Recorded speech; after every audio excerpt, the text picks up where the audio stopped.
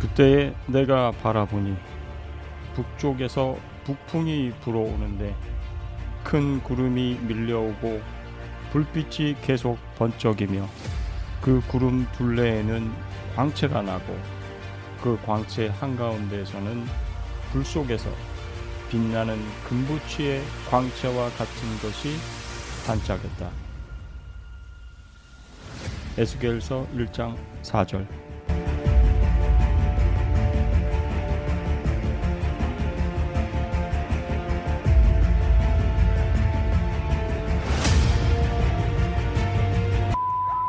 Ariel School, 19th September 94, 12:12 local time.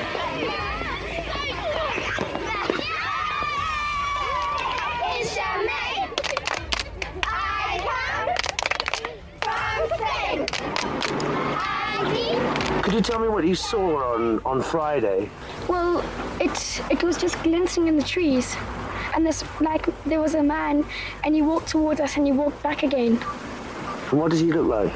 His face was like this, and his eyes were down here. Sitting on the spaceship. How do you know it was a spaceship? Wasn't it a helicopter or something like that? No. Well, it looked like it was like a disc, like a round. Did you all see something? Yes. What's your name? I'm Daniel Mandy, and I saw this silver thing in amongst this clump of trees with this one thing sitting on the side and another thing sort of like running up and down the top. A little man or what? What did you see? I saw something silver on the ground amongst the trees and a person in black. You saw a person alongside the silver thing. Yes. Have you heard about UFOs before this? No. 사건 개요. 아리엘 초등학교 UFO 사건은 어쩌면 20세기 UFO 접촉 사건 중에서 손에 꼽을 수 있는 그러한 충격적인 사건이 아닌가 생각합니다. 왜냐하면 이 사건은 초등학생들이 집단으로 UFO와 외계인을 가까이서 목격하고 심지어 만지려고도 시도한 그러한 UFO 집단 근접 조우 사건입니다. 어떤 학생들은 그들로부터 서로 비슷한 어떤 모종의 메시지를 전달받기도 하고 일부는 그날부터 평생에 걸쳐서 그레이 외계인의 방문을 받기 시작하기도 했습니다. 그리고 무엇보다 당시 하버드 의대 정신과 의사로서 학계에서 세계적인 권위를 갖고 있던 존 맥 박사가 이 사건을 직접 조사하기도 했는데 10년 뒤에 맥 박사는 석연치 않은 그러한 교통사고로 2004년에 유명을 달리하시게 됩니다. 제가 알기로는 트럭하고 충돌했던 그런 교통사고로 기억을 하는데요. 사람들이 좀 의문을 많이 제기했던 그런 사건이라고 합니다. 이 UFO 사건은 짐바브웨와 미국에서 아주 유명해졌던 사건인데요. 한때 아주 떠들썩했던 적이 있었는데 세계적으로는 그렇게 잘 알려지지 않은 그러한 사건입니다. 최근 아리엘 피너머넌이라는 제목으로 사건 발생 20년이 지난 시점에 그러니까 2014년이 되겠죠. 그때부터 그 졸업한 학생들과 교직원 그리고 사건 관계자들을 다시 만나서 인터뷰하고 좀 더 이 사건을 심층적으로 다루는 그런 다큐멘터리 영화가 나오게 됐습니다. 현재 2022년에 유료로 인터넷을 통해서 구입해서 볼 수 있는 그런 형태로 영화가 공개가 됐습니다.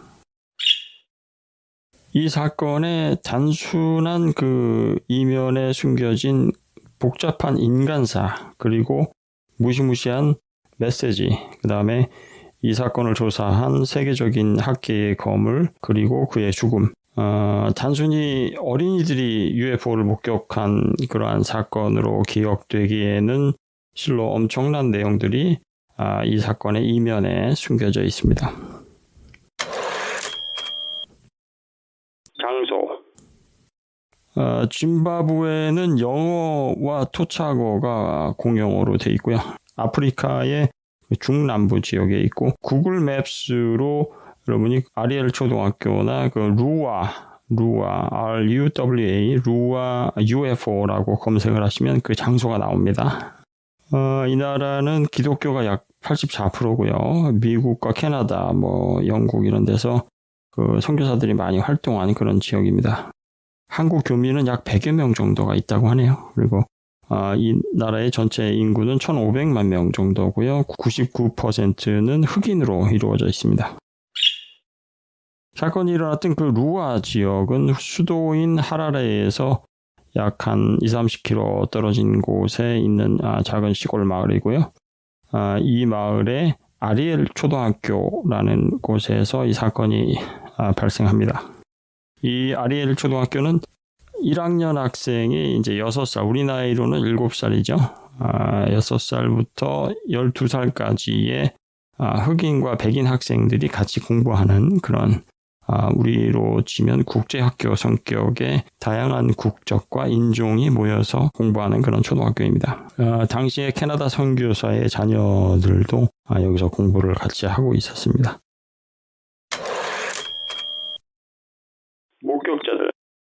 목격자는 크게 마을 주민들, 인근 주민들과 또 그 다음에 60여 명의 아리엘 초등학교 학생, 이렇게 나눌 수가 있고요. 그 짐바브웨의 수도 하라레 주변에 사는 많은 수의 그 주변 주민들과 여행객들, 언론사의 기자들이 이 아리엘 초등학교 사건이 일어나기 며칠 전부터 이상한 불빛을 하늘에서 봤다, 혹은 비행 접시를 봤다, 접시 형태의 어떤 물체가 가까이 내려오는 것을 봤다, 혹은 시가형 UFO를 봤다라는 제보가 BBC 그리고 ZBC에 빗발치기 시작합니다. 이 ZBC는 짐바브웨 브로드캐스팅 시스템이고 BBC는 여러분이 아시는 그 영국의 BBC 스테이션이 맞습니다. 그 신고 건수가 수백 건에 이르렀고요. 그 다음에 BBC에서는 목격담이 쇄도하는 것을 그 팀 리치라는 종군 기자에게 배당을 했고, 이 사건을 배당하고 난 다음에 정시 뉴스에서도 UFO 출현 소식을 전하면서 UFO에 대한 제보를 팀 리치라는 기자에게 해줄 것을 요청하고, 혹시라도 누구라도 하늘에 떠 있는 어떤 유성이라든가 어떤 하늘에 떠가는 불빛들을 촬영한 그런 사람이 있으면 BBC에 좀 제보를 해달라라는 그런 방송을 내보내게 됩니다. 이렇게 며칠 전부터 아프리카의 이 한 구석 마을에서 계속 어떤 소동이 일어나고 난 다음에 9월 16일 당시 금요일 이때 갑자기 은색의 그 원반 모양 물체가 아리엘 초등학교 학교 운동장 저 멀리 두 개의 전봇대 사이에 나타나게 됩니다. 물체는 여러 개의 작은 물체를 동반한 금속 디스크 형태였고, 모선격인 원반이 아이들 앞쪽으로 와서 내려앉았습니다. 그리고 그것으로부터 두 개의 생명체가 걸어 나왔고, 그중 하나가 아이들과 접촉을 가졌습니다. 당시 9살이었던 에밀리 트림은 쉬는 시간에 오빠와 같이, 당시 오빠는 12살이었습니다. 6학년이었고요.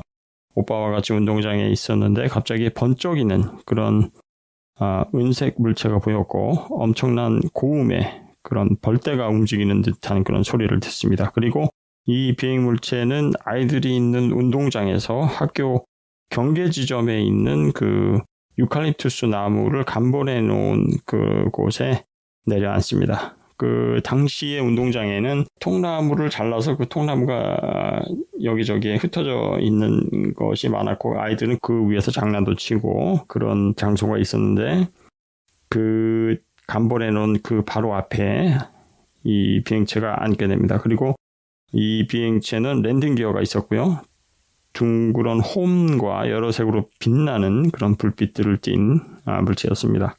당연히 아이들은 우르르 이 비행체로 몰려갑니다. 이 시점에 비행체로부터 사람같이 생긴 어떤 생명체가 둘이 나오는 것을 아이들이 보게 되는데, 그중 하나는 긴 어떤 갈기 같은 털이 등 뒤쪽에 이렇게 나 있었다고 합니다. 아주 머리카락이 길었다고 하고요. 그리고 아주 크고 둥글고 뾰족한 그런 형상의 아몬드 형태의 두 눈과 그리고 검정색 우주복 같은 것을 입고 있었는데 키가 아주 작았다고 합니다. 아이들 표현으로는 5학년이나 6학년 정도의 키였다고 하고 또 어떤 학생은 90cm에서 약 120cm 정도였다라고 이렇게 구체적으로 증언하기도 하고요. 이 시점에서 아이들은 이제 궁금함을 넘어서 이제 어떤 공포를 느끼기 시작하고 조금 더 있다가 패닉에 빠지게 되는데 아마도 그 생명체가 했던 그 행동 때문이었던 것으로 추측이 됩니다. 당시 11살이었던 그 리젤이라는 학생은 여학생입니다. 뭔가 은색으로 된 물체 옆에 어떤 사람이 서 있는 것을 보았어요. 전에 이런 사람을 본 적이 없었기 때문에 저는 굉장히 무서웠어요. 그리고 그들의 입은 아주 작고 코도 거의 없는 것처럼 작았어요. 나중에 그 리젤이라는 학생이 그린 그림을 보면 랜딩 기어 위에 접시 모양의 비행체가 있고 창문과 문이 묘사되어 있는 것을 볼 수 있었습니다. 또 다른 학생 10살의 터시아는 금색의 반짝이는 물체였는데 불이 꺼졌다 켜졌다 했어요 라고 증언을 하고요. 가이라고 하는 11살 학생은 당시 아프리카에서 그 뮤폰 조사관으로 활약 중이던 신시아 힌드라는 분으로부터 조사를 받았는데 이 친구는 은색 비행물체 위에 녹색과 은색의 줄무늬가 있었고 자기 앞에 두 어린이가 울고 있는 것을 보고 다가가서 왜 우느냐고 물었는데 저 앞에 있는 두 생명체가 돌아다니고 있는데 그것이 너무 무섭다고 그렇게 대답을 어린이들이 했습니다. 한편 그 다니엘이라는 학생이 또 있었는데 이 학생은 이 생명체들에 대해서 표현하기를 마치 히피족 같았다라고 이렇게 표현을 합니다. 검은색 머리는 직모 형태로 그런 아주 반듯반듯한 형태로 되어 있었고 약간 몸집이 통통해 보였다라고 얘기를 하고 한 명은 비행체 옆부분에 그 평평한 부분에 앉아 있었고 또 다른 하나는 그 비행선으로부터 나와서 계속 돌아다녔다 이렇게 표현을 합니다. 맨 처음에 소개해드린 에밀리 트림이라는 학생과 다른 어린이들의 진술을 종합해보면 대략 6학년 정도의 키에 큰 눈에 긴 검은 머리 직모였고 그 다음에 점프수트 같은 그런 잠수복 같은 검은색 복장 이러한 형태의 두 명의 생명체가 은색 비행체 주변을 돌아다녔고 그중 하나는 비행체 안과 밖을 자주 들락거렸다라는 것으로 요약할 수 있겠습니다. 그리고 에밀리는 또 다른 매체와의 인터뷰에서 좀 더 자세한 내용을 전달을 했는데요. 앞에서 돌아다니던 그 생명체가 자신한테 다가와서 눈을 마주치고 잠시 동안 서로 쳐다보기도 했다라고 이렇게 증언하기도 했습니다. 존 맥 박사는 이러한 어린이들의 그 진술이 계속 일관되게 반복되는 것을 캐치를 하게 됩니다. 그리고 또 다른 학생 중에 엠마라는 학생은 저는 커다란 눈을 가진 외계인들이 몸에 딱 달라붙는 검은 옷을 입고 공중으로 한 1m 정도 껑충 뛰어올랐다가 갑자기 사라졌다가 다시 나타났다 하는 그런 모습을 봤어요. 겁이 났어요 라고 증언을 하고요. 또 리사라는 학생은 은색 물체를 보았고 큰 눈을 가진 어떤 외계인 같은 생명체가 그 옆에 있었다라고 진술을 합니다. 그리고 또 다른 어떤 학생은 땅에 통나무를 쌓아놓은 곳에서 놀고 있다가 반짝이는 어떤 물체가 나타나서 우리 모두 그곳으로 다 같이 달려갔고요. 거기서 2명의 검은 옷을 입은 사람이 나왔어요. 큰 눈을 가졌고 몸에 꽉 끼는 검은 옷을 입었어요. 그리고 아주 작은 코와 입이 있었다라고 생각했는데 확실히 코와 입을 보지는 못했어요. 한 명은 비행선 옆에 서 있었고 다른 하나는 비행선 위에서 아주 느리게 슬로우 모션으로 움직이고 있었어요. 그리고 다른 학생들도 대체로 큰 눈과 검은 옷을 확실히 묘사했는데 공통점은 코와 입이 작았거나 혹은 보지 못했다라고 할 정도로 유사한 그런 일관된 진술을 하고 있습니다. 몇 년 후에 그 정식으로 UFO 연구기관에 자기의 그 경험을 보고한 어떤 다른 학생이 있었는데요. 자기가 보고 들은 것을 스스로 리포트를 작성해서 뮤폰에 보고를 한 거죠. 자신이 본 것은 학교로부터 약 500m 정도 떨어진 곳에 바위 위에 그 완벽한 타원형 모양의 물체가 떠 있는 것을 그 숲을 사이로 보았고 그 비행체의 표면이 번쩍이는 것처럼 보였다고 했습니다. 그리고 옆에 있던 친구가 그 비행체에서 나온 2명의 그 생명체의 등 뒤에 검은 머리칼 같은 갈기가 있었다라고 진술을 하고요. 그와 같이 있던 친구 중 하나가 나중에 그 물체가 착륙한 자리로 갔었는데 친구가 발견한 것은 땅 위에 통째로 다 죽어있는 그 개미집을 발견했다고 합니다. 개미집에 개미가 전체가 다 죽어 있었다라고 이야기를 했다고 합니다. 그리고 이 친구는 자기 동생도 같이 학교를 다니고 있었는데 동생도 마찬가지로 2개의 접시를 포개 놓은 듯한 그런 어떤 물체를 보았다라고 진술을 했다고 합니다. 이 소동을 잠시 한번 정리를 하겠습니다. 1994년 9월 16일 금요일 교사분들께서는 마침 교직원 회의를 그때 하고 있었는데 그래서 아이들 쉬는 시간이 조금 늘어났다고 합니다. 200여 명의 학생이 그 쉬는 시간 동안에 운동장에 나와 있었고 이 중에 약 60여 명이 인터뷰에 참여해서 자신들이 본 것을 설명을 했는데 사실 여기서는 대다수의 1, 2학년 학생이 배제가 됐고요. 그 친구들의 어떤 정신건강이나 그 친구들의 안전을 고려해서 어른들이 인터뷰를 하진 않았습니다. 3학년 이상 되는 학생들을 우선적으로 인터뷰를 했고요. 그리고 너무 트라우마를 보이는 학생들 역시 배제가 됐습니다. 그래서 인터뷰에 참여한 학생만 60여 명이고 실제로는 100명 이상이 그걸 보았습니다. 이 사건이 진행되는 동안에 학생들이 그 교무실에 뛰어들어가서 선생님들에게 뭐 이상한 것이 나타났다 하고 소동을 피면서 얘기를 했는데 선생님들은 아쉽게도 당시에 전혀 믿질 않았고 그런 소리 하지 말고 나가라. 그런 것은 없다라고 그렇게 아이들을 진정시키려고 했다고 합니다. 그리고 아리엘 초등학교는 학부모가 자원봉사식으로 근무하는 스낵바가 하나 있었다고 하는데요.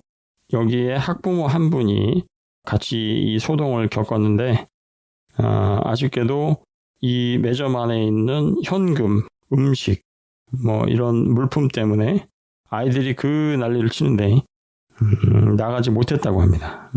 수십 명, 수백 명이 지금 밖에서 엄청나게 비명 소리가 났고 막 소란을 일으키고 운동장이 발칵 뒤집어졌는데 매점을 지켜야 된다는 것 때문에 나가지 못해서 단 한 명의 어른들도 목격자가 되지 못했던 매우 좀 안타까운 포인트가 있긴 합니다. 하지만 여기가 아프리카하고 또 초등학교라는 것과 그리고 1994년이라는 것을 감안하면은 이해가 가기도 합니다.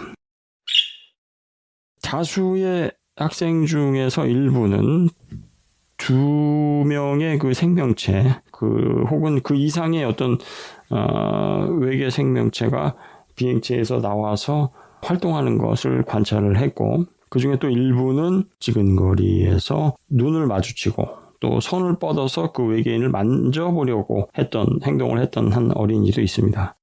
이 어린이는 약 한 1피트에서 3피트 이내의 거리에서 접촉을 했다고 하니까 마주 선 거죠. 1피트면 30cm니까 거의 껴안지만 않았지 거의 마주했다고 보면 되겠습니다. 그리고 그 와중에서도 또 몇몇의 어떤 어린이는 그 생명체와 눈을 마주치는 것에 그치지 않고 눈을 마주치고 있는 동안에 어떤 그림 같은 그런 메시지, 그림으로 이해가 되는 그런 메시지를 그 마음으로 전달받았다고 합니다. 그러니까 텔레파시 같은 그런 느낌이겠죠. 그런 어떤 생각으로 어떤 이야기가 전달되는 것을 느꼈다라고 주장하는 그런 어린이도 있었고요. 그리고 초반에 그 소개시켜드렸던 에밀리 트림이라는 학생에 따르면은 그 커뮤니케이션은 마치 수천 장의 이미지가 머릿속으로 한 번에 들어오는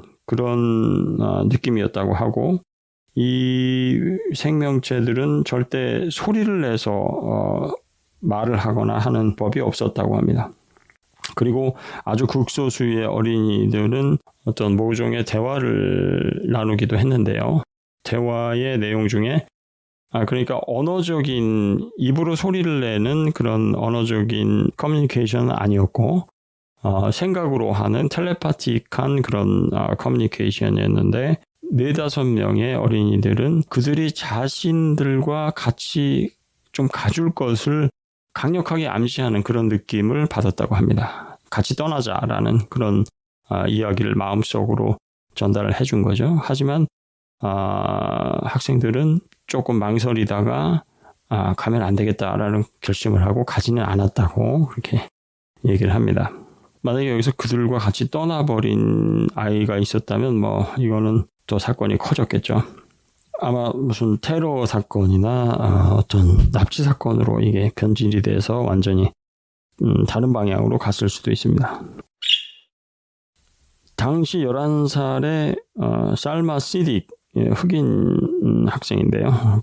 이 학생은 어린 동생하고 같이 운동장에 있었는데 다른 목격자들하고 똑같이 2대의 비행체를 보았고 다른 어떤 생명체들이 나왔고 이런 내용들은 여타 친구들이 하는 주장과 같습니다. 하지만 살마의 경우에 상당히 특별했던 그런 것이 있었는데요. 살마는 바로 1m 이내에서 이 외계인들하고 마주쳤고 얼굴을 마주한 상태에서 서로의 눈을 응시하는 그런 형태로 대화를 나눴다고 합니다. 정말 비현실적이었고 처음엔 약간 겁도 났어요 라고 얘기를 하는데 살마의 얘기입니다. 잠수복 같은 것을 입은 1m 정도의 키에 몸에 털은 없었어요. 그러니까 이 외계인들을 정면에서 바라본 친구들은 등 뒤에 난 털을 보지 못한 것 같습니다. 그 멀리서 이 외계인들이 막 뛰어다니고 여기저기 활동하는 것을 본 학생들은 몸의 뒤쪽에 갈기 같은 털이 있는 것을 보았고 이렇게 같이 너무 가까이에서 접촉한 그 친구들은 털을 보지 못했던 거죠. 그가 분명 나를 의식하고 있었어요. 저도 한동안 넋을 잃고 바라보고 있었어요. 그리고 약간 호기심이 생기기 시작했는데요. 공포스럽지는 않았어요. 하지만 완전히 이상한 느낌을 받았고요. 그 다음에 놀라운 경험이었습니다. 이렇게 살마가 얘기하는데 살마의 그 경험 중에서 좀 특별한 게 2가지 있습니다. 하나는 이 비행체가 눈 앞에서 깜빡였다는 거죠. 그러니까 불빛이 깜빡였다는 얘기가 아니라 마치 영화에서 그 특수효과로 사람이 사라졌다 나타났다 하는 것처럼 물체가 완전히 없어졌다가 또 나타났다 하는 것처럼 깜빡깜빡 했다는 겁니다. 분명 바로 앞에 있는데 눈에 보였다 안 보였다를 계속 반복했다는 거죠. 그리고 또 한 가지는 이 사건이 진행되는 동안 살마는 시간이 마치 멈춘 것 같은 그런 느낌을 받았다. 그러니까 시간이 흐르긴 흐르는데 자신과 그 마주한 그 외계인과 자신만 시간이 정지했고 주변에는 시간이 마치 천천히 흘러가는 것 같았다라는 그런 주장을 합니다. 이 사건에서 다른 아이들이 공통적으로 그 소수지만 몇몇은 이 똑같은 주장을 하기도 합니다. 지금 인터뷰에 나온 아이들이 한 4-5명 정도가 어떤 그 메시지를 받거나 커뮤니케이션을 했다, 대화를 나눴다라고 하는 아이들이 공통적으로 주장하는 것이 시간은 마치 정지한 것처럼 생각이 들었다라는 그런 공통점이 있습니다. 이러한 특징은 아마도 그 아리엘이 아닌 그 전혀 다른 사건에서도 UFO 접촉자들이 주장하는 또 그런 내용 중에 하나이기도 합니다.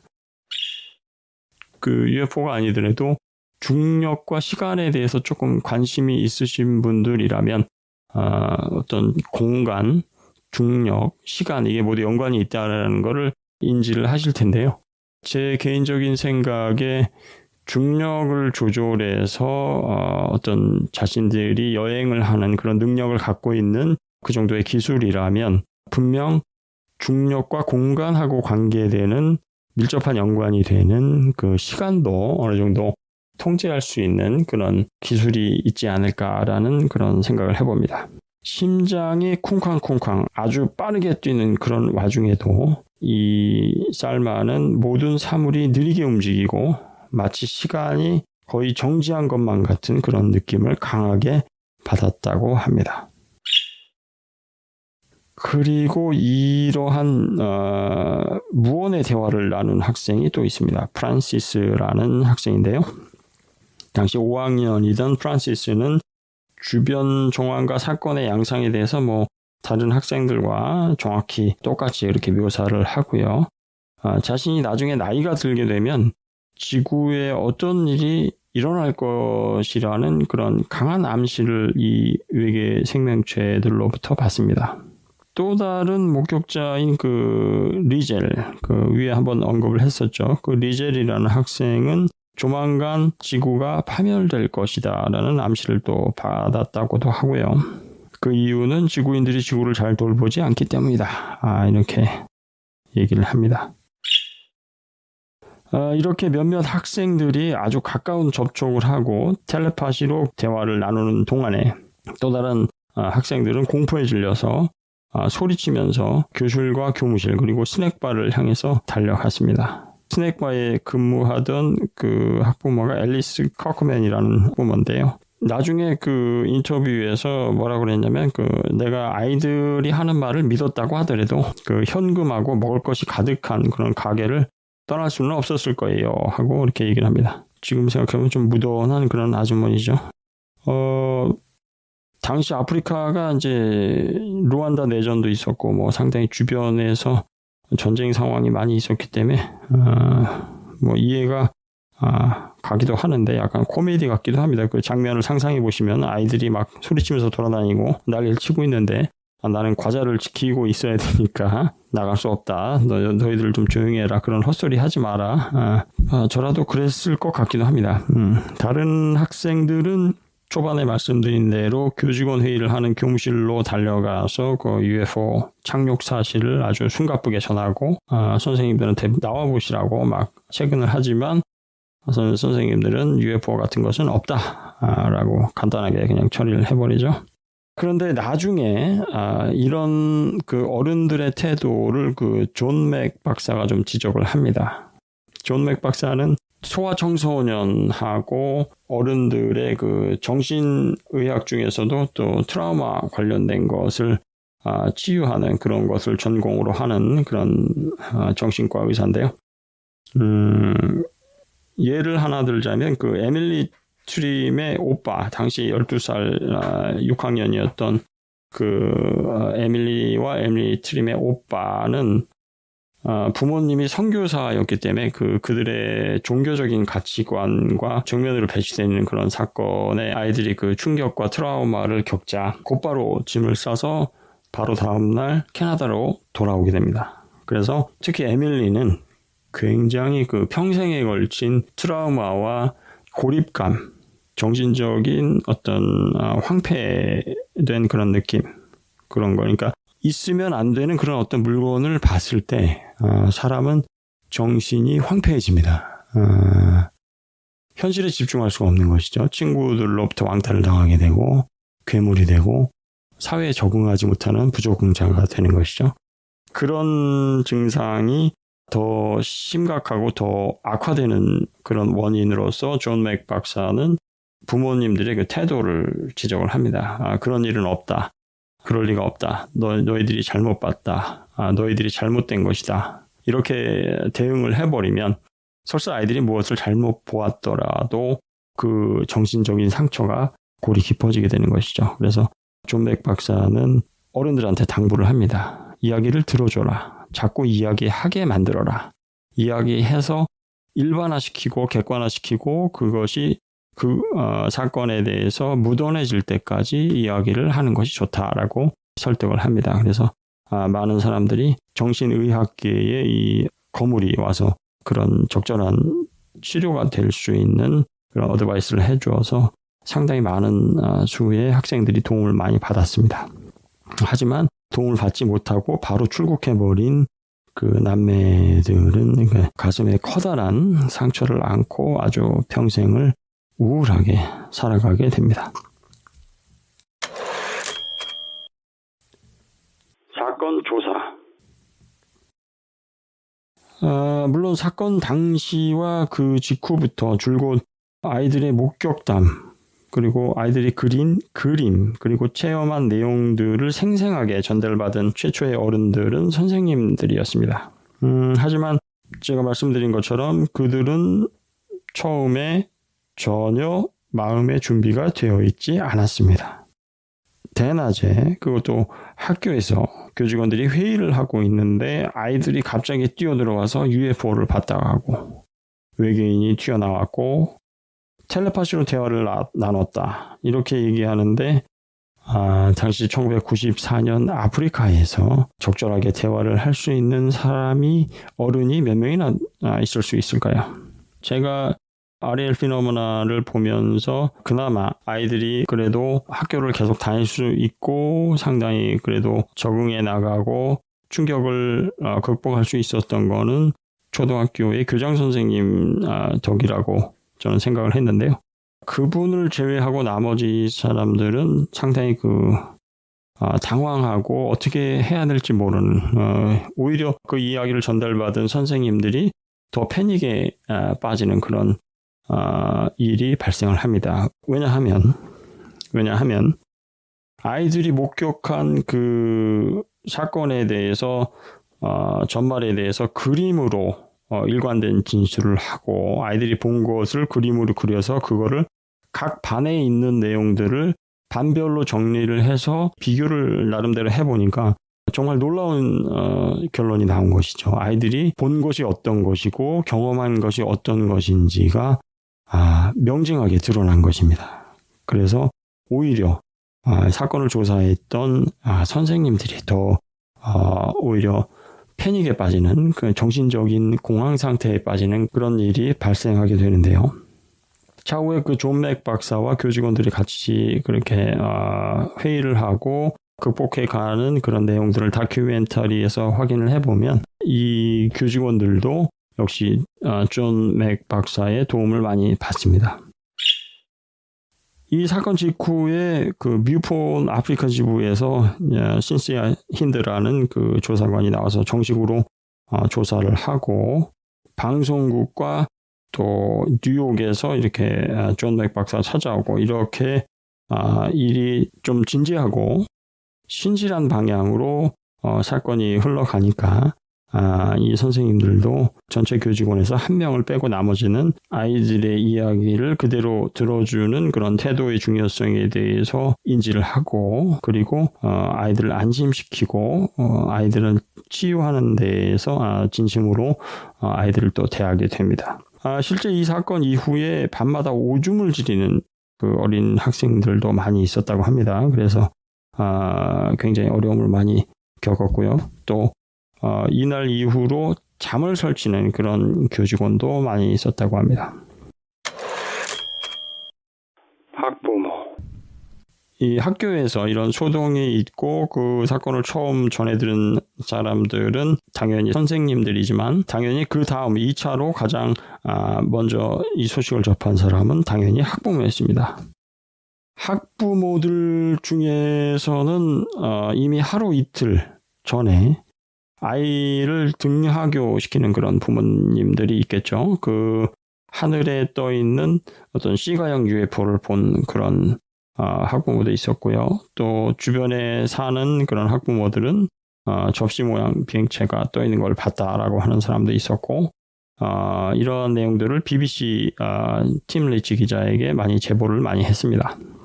그리고 며칠 전부터 하라레 지역에 출몰한 UFO 때문에 그 BBC에서 계속 긴급 방송을 편성하고 뭐 계속 제보를 받는다는 내용을 계속 얘기를 하고 그래서 잘 인지를 하고 있던 그런 상황에 이런 일이 벌어진 거죠. 그래서 이 사건이 일어날 당시에도 그 UFO에 대한 내용에 대해서 어느 정도 익숙해진 상태에서 이 소식을 접하게 됐고, 하지만 일부 부모들은 아이들을 다른 데로 전학시키거나 출국시키거나 아주 극단적인 그런 대처를 했기 때문에 아이들이 부작용이 심했던 친구도 있고, 하지만 대다수의 학부모들은 집단적으로 교육을 받습니다, 따로. 그래서 존 맥 박사의 그 강연을 듣고 또 여러 가지 조언을 듣고 잘 유연하게 대처를 한 덕분에 잘 넘길 수 있었습니다.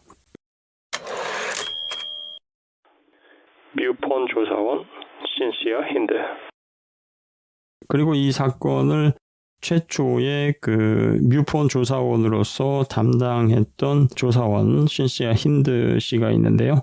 사실 이 사건이 일어나고 최초로 처음부터 아이들의 주장을 진지하게 들어주고 아이들에게 힘을 실어주고 그들을 보호하려고 했던 사람은 이분입니다.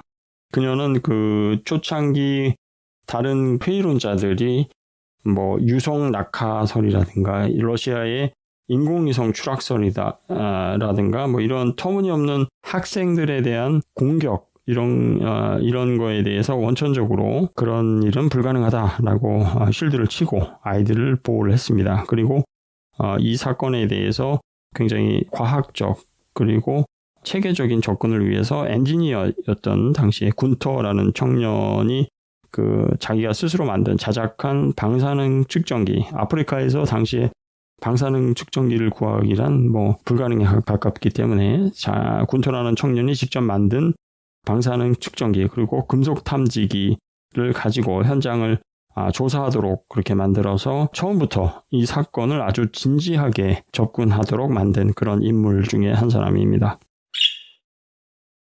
그리고 무조건적으로 아이들의 주장만을 믿어주려고 하고 뭐 그랬던 건 아니고요. 그냥 당시 이미 17년 이상의 UFO 조사 경력을 가진 베테랑이었기 때문에 그 목격자와 접촉자를 하나하나 한 명씩 모두 개별 인터뷰를 한 뒤에 이들의 주장과 경험에 그리고 기억에 일관성과 논리가 있다는 것을 발견하고 회의론자들의 무차별적인 공격에 대해서 원천적으로 보호를 하게 됩니다. 그리고 BBC에서 이 사건을 담당한 그 종군 기자 팀 리치에게 바로 이 뉴욕에 있는 하버드대의 존 맥 박사에 대한 소개를 한 것이 바로 이 신시아 힌드인데요. 이 종군 기자였던 팀 리치는 신시아 힌드로부터 이 연락처를 받고 별 기대 없이 연락을 하게 되는데요. 그렇게 큰 기대 없이 손을 뻗었던 뉴욕으로부터 놀라운 뉴스가 이제 전해지게 되죠. 존 맥 박사가 바로 연락을 받고 바로 즉시 아프리카로 찾아오겠다라는 소식을 받게 됩니다. 그러니까 이 사건과 존 맥 박사를 연결해준 아주 중요한 위치에 있는 것은 신시아 힌드와 팀 리치라는 기자였습니다. 팀 리치는 사건이 일어난 지 약 17년 후죠. 2011년에 타계를 하는데요. 말년에 인터뷰에서 그는 루안다 내전부터 숱한 죽을 고비를 넘기고 동료들이 옆에서 죽어가는 현장을 누비면서 글을 자기가 써왔는데 기자로서 인간으로서 자기가 극복하지 못한 그런 어려움은 없었다고 생각을 했었는데 이 아리엘 초등학교 사건에 대해서만큼은 자신의 그 사고력의 한계 밖의 영역에 속하는 그런 자신의 어떤 통제 밖의 것이었다라고 고백을 합니다. 이 팀 리치의 그 마지막 육성을 한번 들어보고 오겠습니다. I was not so frightened in the war zones of Angola or Rwanda as I was when this story hit. They were fascinated. They accepted it in their full stride. They knew what they'd seen. They weren't stupid. Children are so much more open than adults. I've always kept an open mind about the life, the universe, and everything, God, Buddha, whatever you want to call it. But this story was something I hadn't encountered before. In October 1983, I went to Zimbabwe, which was just going through massacres, and I went all over Africa, being a cameraman, doing what's called Bang Bang, which is serious war zone. I've done a lot. I've done Angola, Rwanda, Liberia, Nigeria. I've done lots of war zones. A lot of my friends and my crew were killed. I survived. That was my job. But this was a bolt out of the blue. I mean, I wasn't expecting this because I was a realist. It was totally out of my remit. I could handle war zones, but I could not. 존 에드워드 맥 박사.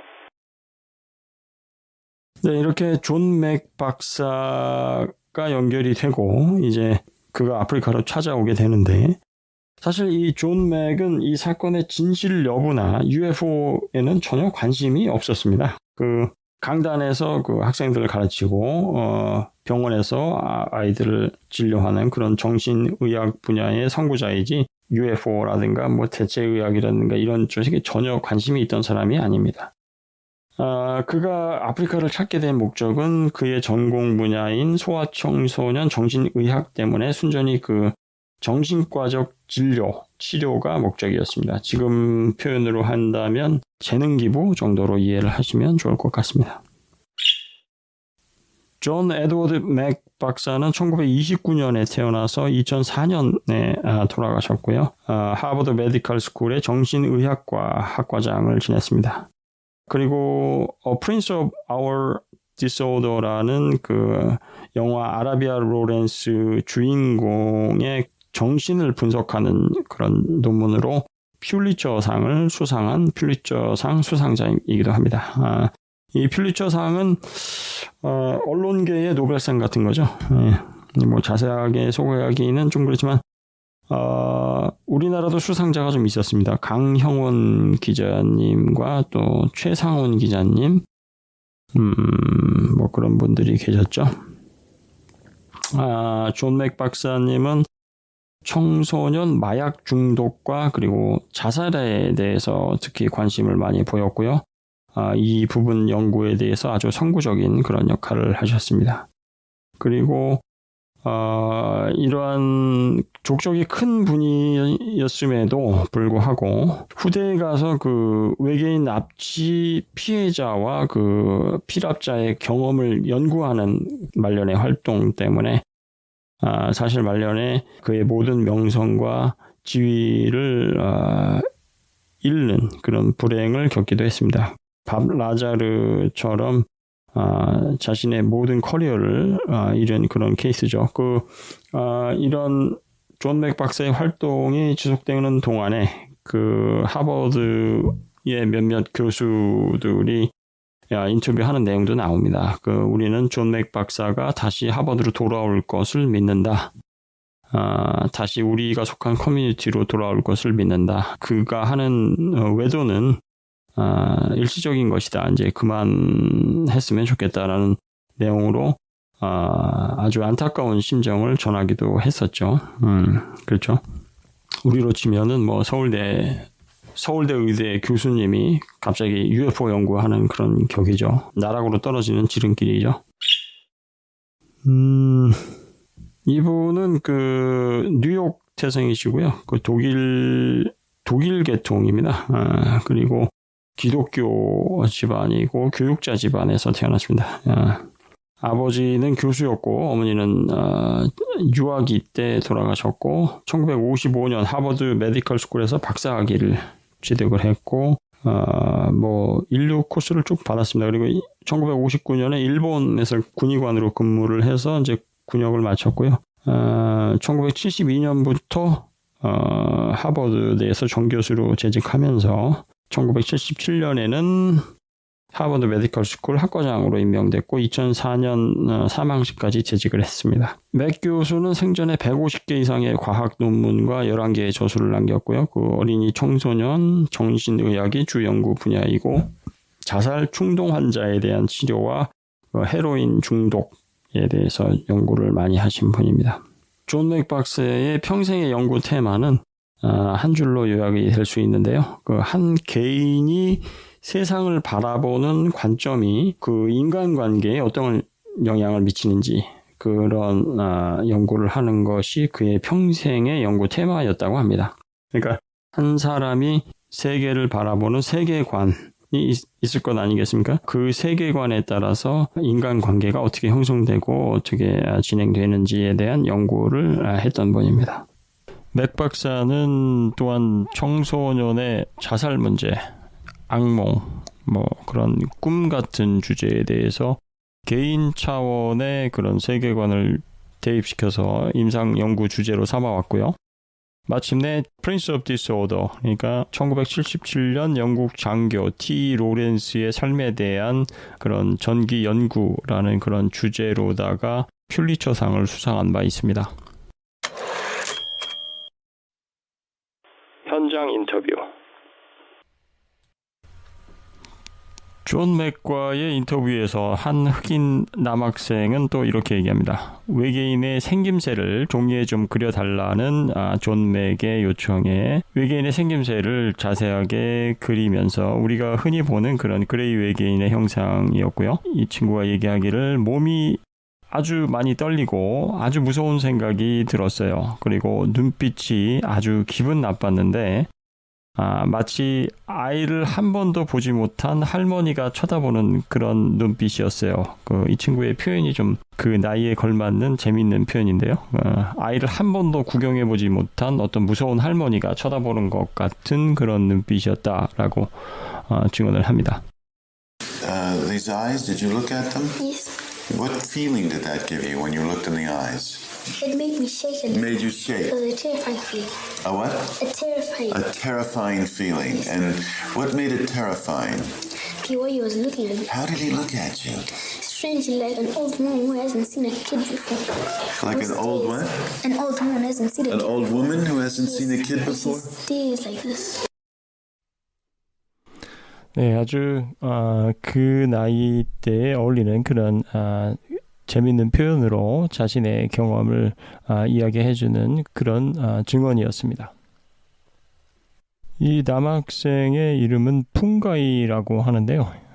이 푼가이한테 맥 박사가 묻습니다. 푼가이, 내 생각에 이 사람들이 왜 여기에 왔다고 생각하니? 제 생각엔 지구에 뭔가 일이 있을 것 같아요. 어떤 거? 몰라요. 뭔가 공해 같은 것, 그런 것이 떠올라요. 그래? 그럼 그런 생각은 어떻게 해서 머릿속에 떠오른 거야? 그 외계인이 눈으로 쳐다볼 때 그런 생각이 제 머리로 전달되었어요. 라고 얘기합니다. Fungi, what do you imagine is his reason for visiting Earth? I think it's about something that's going to happen. Something that's going to happen? Yes. Like what? There's pollution or something. Pollution? Yes.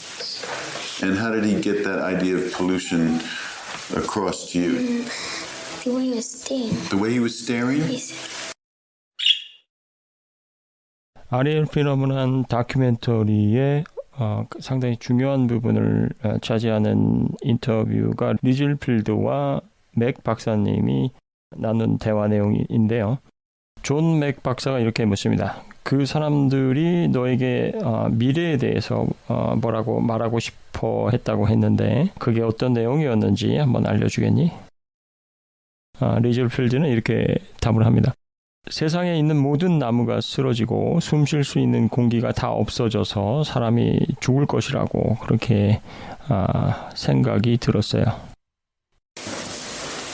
You were saying that you thought that they maybe were trying to tell us something, like about the future. Can you say more what your thought is, or what was it like? It was like in the world, all the trees will just go down and there will be no air and people will be dying. 그러한 세상에 어떤 엄청난 일이 생길 것이라는 암시와 함께 또한 같이 가자는 그런 메시지를 전달받기도 했는데요. 아이들의 음성으로 한번 들어보겠습니다. 내용은 대략 이렇습니다. 그들은 눈으로 쳐다보면서 어떤 느낌 같은 것을 전달했는데 그 느낌은 같이 가자, 같이 가고 싶다라는 그런 메시지였다고 하고요. 하지만 이성적인 판단을 내린 아이들은 같이 가지 않겠다는 그런 의사를 분명히 피력을 했다고 합니다. But you kept looking. Yes. Why did you keep looking? I don't know, something just attracted me to look at Something attracted you, huh? Yes, the other man, his eyes looked at me as if, I want to, and things like that. I want to what? I want you. I want you. Yeah. I want you in what? Like I want you to come with me, or I want you to come with me. I want you to come. Did you go with him? Do you think? No, only my eyes went with him. Your eyes went with And him, my feeling. and your feeling went with him. So was there a part of you that wanted to go with him? Yeah. That felt like drawn to go with him? Yeah. Okay. So can you say what that felt like? Again, scary and a little excited. Yeah. And a little I shouldn't go. Yeah. And yet I want to go. Yeah. Yeah. 존 맥 박사는 아이들과의 이런 인터뷰를 통해서 어린 학생들이 모두 각자의 시각을 통해서 한 곳을 바라보고 있다는 그런 사실을 알아챕니다. 그래서 아이들의 말이 모두 진실이라고 결론을 내립니다. 그리고 인터뷰에서 가장 중요한 포인트가 하나 있는데 그것은 바로 이 외계에서 온 존재들이 아이들에게 어떤 메시지를 전달했고 그것은 지구에 다가올 어떤 커다란 그런 이벤트이고 그 점에 대해서 심각하게 경고를 하고 있다라는 것과 그에 반해 어떠한 해결책이나 방향도 제시하지는 않고 다만 아이들에게 같이 가지 않겠냐는 그런 의향을 내비치기도 했었다는 점, 그러한 특이점이 있다는 것을 지적합니다. 아이들은 하나같이 세상이 끝나거나 많은 사람들이 죽을 것이라는 이미지를 머릿속에 떠올리지만 존 맥 박사가 이러한 비극에 대해서 할 수 있는 것이 어떤 것이냐라고 물으면 한결같이 no라고 하면서 할 수 있는 것은 없다라고 단호하게 대답을 합니다.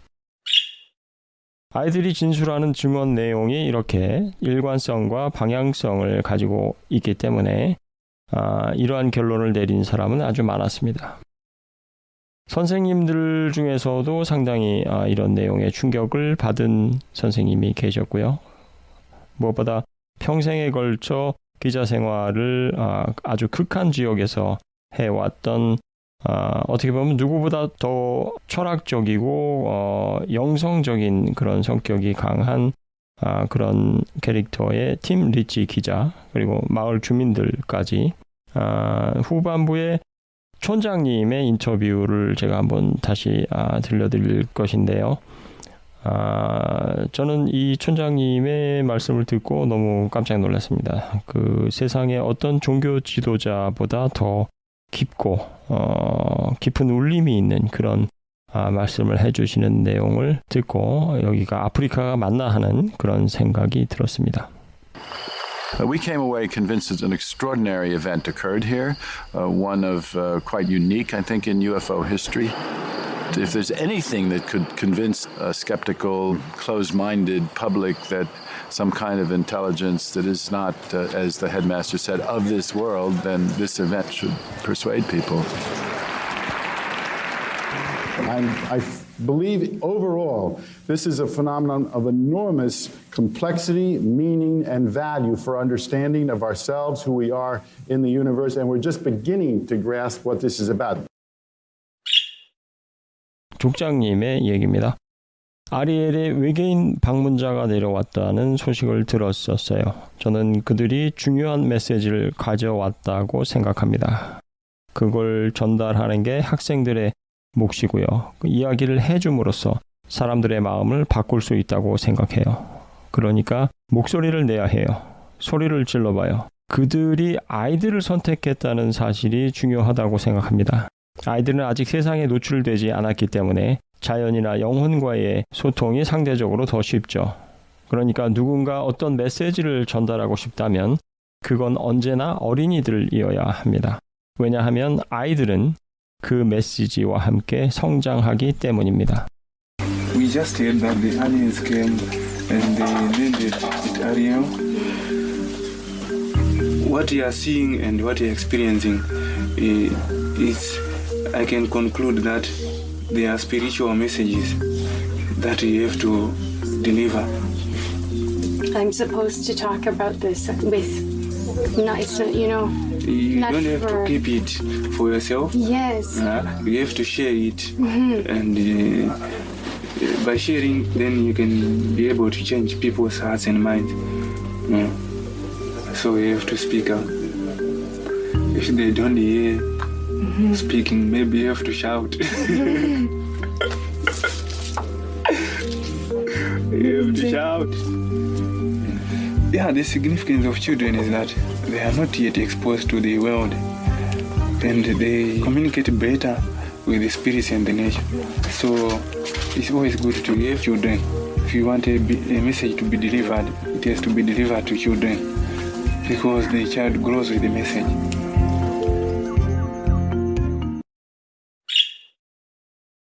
맥 박사는 아리엘 사건을 기점으로 그의 공식적인 커리어의 내리막 곡선을 그리게 됩니다. 반대로 그의 인간 탐구의 여정은 정점을 향한 상향 곡선을 타게 되었습니다.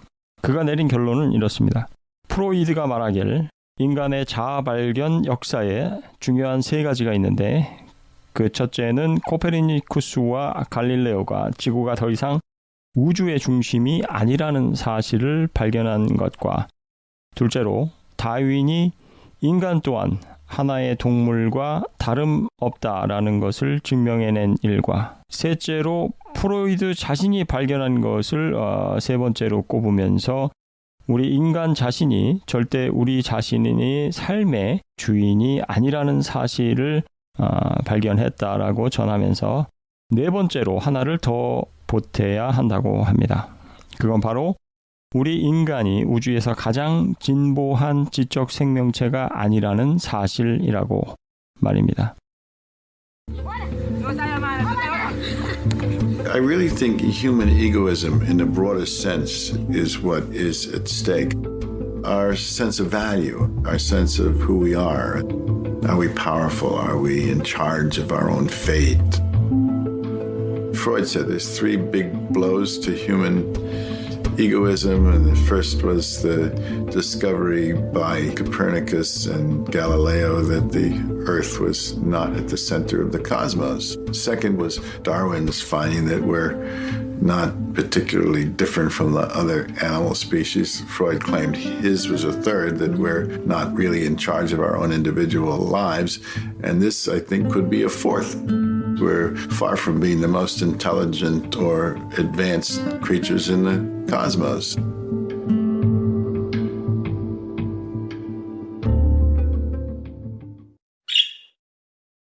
존 맥 박사는 이 커리어의 하향 곡선에서 많은 일을 겪습니다. 가장 먼저 맞닥뜨려야 했던 것은 하버드 대학 메디컬 스쿨 정신과동의 가장 중앙에 자리 잡고 있었던 그의 사무실이 없어지는 그런 수모를 당하는 것이었습니다.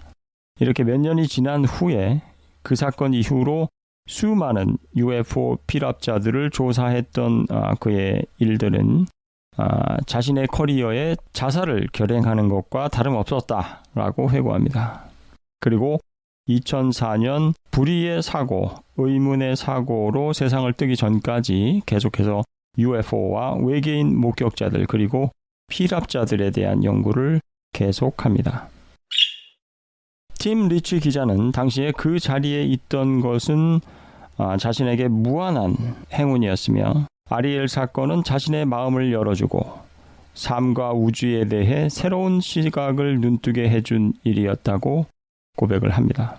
팀 리치 기자 역시 이 사건을 정점으로 자신의 커리어에 내리막을 걷고 BBC에서도 쫓겨나는 수모를 겪었지만 인간 팀 리치 자신으로서는 이 사건이 자신에게 너무나도 행운의 그리고 축복의 사건이었으며 자신의 사고의 지평을 열어준, 우주에 대한 시각을 넓혀준, 세상에 대한 눈을 뜨게 해준 고마운 사건이었다고 고백을 합니다. 팀 리치 기자의 인터뷰를 마지막으로 오늘 아리엘 초등학교 UFO 집단 컨택 사건을 마치겠습니다. 감사합니다. I'm glad I was there. It really stretched my mind and gave me a new perspective on life, the universe, and everything, really. I would not have missed that for the world. That's all I can say. Would you like to see him again? Yes. You would like to see him again. And if you saw him again, what would you do? I'll ask him some questions. What would you like to ask him? I'll ask him what is he doing on Earth and what does he want with us.